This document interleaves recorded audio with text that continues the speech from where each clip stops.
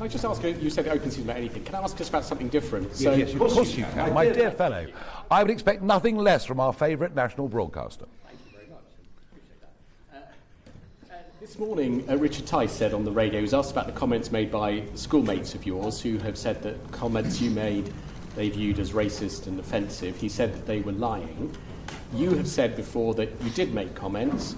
It may have been banter. It wasn't directly racially abusing anyone. So Richard Tice is wrong, isn't he? I thought this morning's performance by one of your lower grade presenters on the Today programme was utterly disgraceful. I think to frame a question around the leader of Reform's relationship with Hitler, which is how she framed it, was despicable, disgusting, beyond belief. Are you surprised that 500,000 people every year refuse to pay the licence fee? But let me say this to you. The double standards and hypocrisy of the BBC are absolutely astonishing. At the time I was alleged to have made these remarks, one of your most popular weekly shows was the Black and White Minstrels, right? The BBC were very happy to use blackface. Oh, and not just in the Black and White Minstrels, you did it in It Ain't Half Hot Mum as well. And what about Alf Garnett? Do you remember what he called Marigold? Do you remember the word he used to describe Marigold on not live, but on primetime national TV?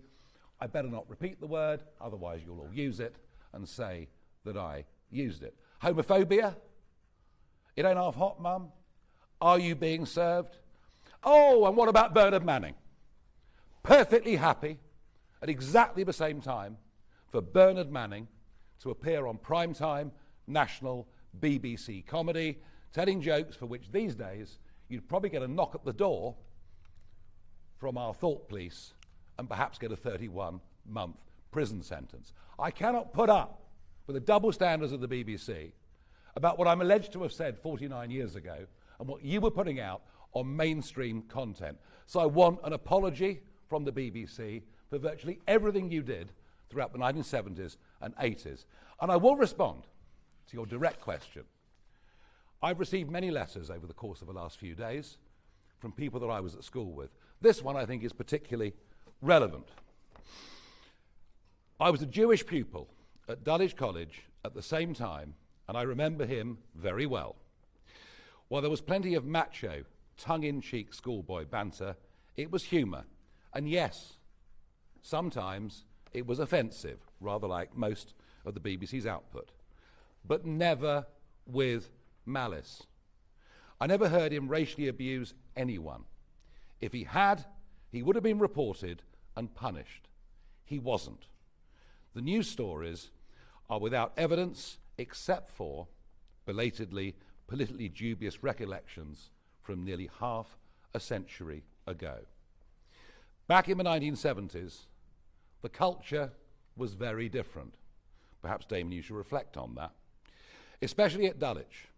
Lots of boys said things they'd regret today, or just laugh at. Whilst Nigel stood out, he was neither aggressive nor a racist. If I can help in any way, let me know. And I've had plenty of those messages over the course of the last few days, and I'm sick to death of the double standards and hypocrisy, above all, of your organisation. And what happened on the Today programme this morning was a complete bloody disgrace. Next, Sam Coates from Sky News. No, I'm done with you, thank you.